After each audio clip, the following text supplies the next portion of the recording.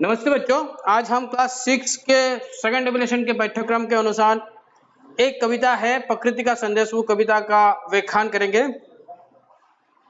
प्रकृति का संदेश जिसके रचयिता है सोहनलाल द्विवेदी। सोहनलाल द्विवेदी जी का जन्म 1906 अंग्रेजी में हुआ था और उनका मृत्यु 1988 अंग्रेजी में हुआ। उन्हें 1969 को पद्मश्री सम्मान से सम्मानित किया गया है। यह थी थोड़ा संक्षिप्त जानकारी कवि के बारे में, आपकी बुक में नहीं है, ये मेरे तरफ से था।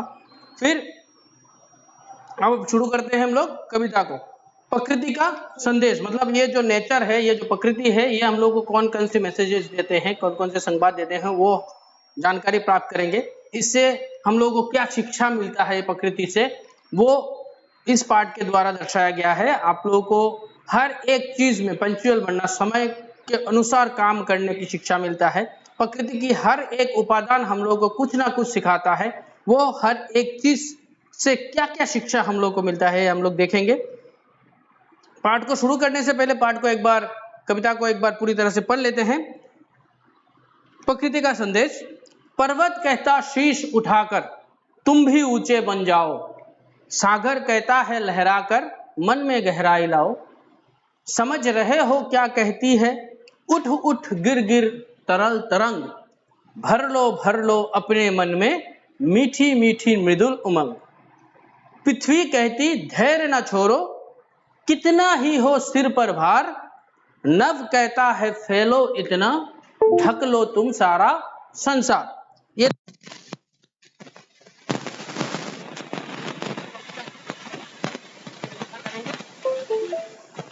हम इस प्रकृति के हर वस्तु से कोई ना कोई संदेश प्राप्त करते हैं।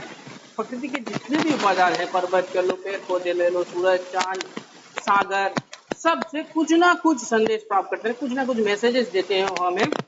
प्रकृति के वस्तुएं हमें धैर्य की भावना, पेशेंस रखना सिखाता है, साहस, शक्ति रखना सिखाता है, साहस के दम पर कर्तव्य, अपने जो ड्यूटी होता है उसको अच्छी तरह से पालन करना सिखाता है, लोगों के प्रति सेवा भावना का शिक्षा देता है, ठीक है, तथा उन्नति के पाठ पढ़ाती है, तथा जीवन में आगे बढ़ने के, जीवन में उन्नति होने का शिक्षा भी, सक्सेस पाने का भी शिक्षा ये प्रकृति के हर एक उपादान हमें देता है, जो हम इस पाठ से सीखेंगे।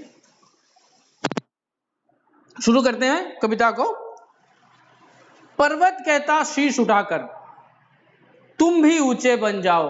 पर्वत हमें शिक्षा देता है कि शीश उठाकर, शीश मतलब होता है सर, उठाकर मतलब उठाना, ठीक है, तुम भी ऊंचे बन जाओ, इतना ऊंचा हो तुम्हारा सिर, ठीक है, मतलब जीवन में सफलता हर कदम पे तुम्हें प्राप्त हो, और लोग मतलब तुम्हारा सिर हर वक्त ऊंचा रहे। काम ऐसा करो कि तुम हर वक्त सिर ऊंचा करके बात कर सको, ठीक है, ऐसा काम करना चाहिए।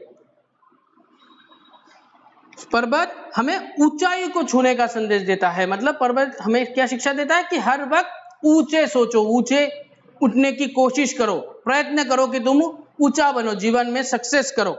सागर कहता है लहराकर, सागर लहराता है, ठीक है, एक जगह से दूसरी जगह जाता है, लहराकर मन में गहराई लाओ। मन में इस ऊंचे पोजीशन को पाने के लिए तुम्हें बहुत सारे गंभीरता दिल में रखना चाहिए। ये गहराई, सागर में जो गहरा होता है, डीपनेस जो होता है, वो तुम्हारे अंदर भी होना चाहिए। सागर हम लोग को ये शिक्षा देता है कि हमारे मन में गंभीरता होना चाहिए, गंभीरता होना चाहिए, हम लोग हर एक चीज में पेशेंसली वो काम कर सके। इसके लिए हम लोग को साहस की भी जरूरत होता है, धैर्य की जरूरत होता है। वो साहस और धैर्य तुम्हारे अंदर होना चाहिए, खुद के ऊपर विश्वास होना चाहिए, तभी तुम जीवन में आगे बढ़ पाओगे। समझ रहे हो क्या कहती है, उठ उठ गिर गिर तरल रंग। पहले समझने की कोशिश करो, हर एक चीज को, हर एक चीज को पहले समझने की कोशिश करो। जीवन में हर एक चीज को समझना ही सबसे बड़ी है। अगर आज तुम समझोगे तो कल किसी ना किसी को समझा पाओगे, ठीक है, तो समझने की कोशिश पहले करो। समझ रहे हो क्या कहती है, कवि ने कहा है कि समझ रहे हो क्या कहती है, उठ उठ गिर गिर तरल तरंग। वेव देखा है ना, वेव जो ऐसे उठता है फिर गिरता है, उठता है फिर गिरता है, ठीक है, ऐसे होता है वेव।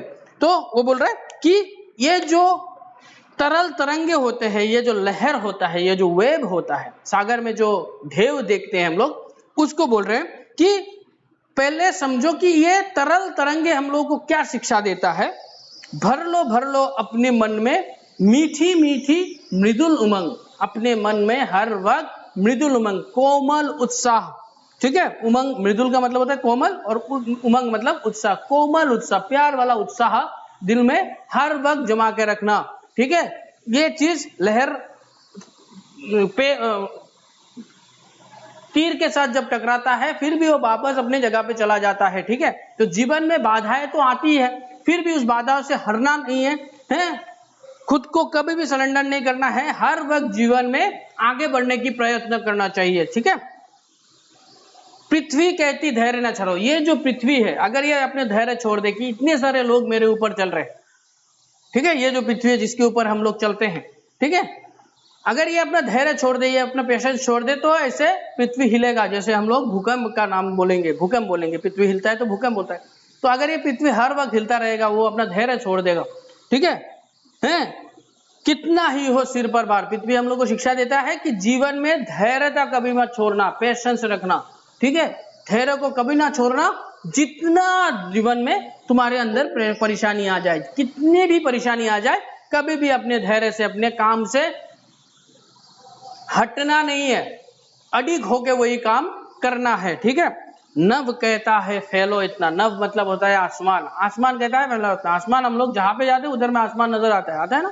ठीक है, तो वो बोल रहा है कि फैलो इतना, अपने नाम को इतना फैलाओ, ढक लो तुम सारा संसार, पूरे वर्ल्ड में तुम फेमस हो जाओ। जैसे अब्दुल कलाम जी का नाम है, ठीक है, जितने भी महापुरुष हैं उन लोगों का नाम पूरे वर्ल्ड में फेमस है। महात्मा गांधी जी का नाम सोच लो, सुभाष चंद्र बोस जी का नाम सोच लो, हर एक का नाम फेमस है, क्योंकि उन लोगों ने जीवन में ऐसे कुछ काम किए थे जिसका उनके मरने के 100-150 साल भी आज भी लोग, ठीक है, 100-150 साल पहले जो लोग मरे हैं, वो 70-80 साल पहले भी जो लोग मरे हैं, उन लोगों के काम के वजह से ही उन लोग अभी तक याद आते हैं, अभी तक लोग इसको याद करते हैं। तो वो ये शिक्षा हम लोगों को प्रकृति के हर एक उपादान देता है कि हम लोग जीवन में काम ऐसा करें कि जीवन में मरने के बाद भी लोग हमें याद रखें, लोग हमें याद करें।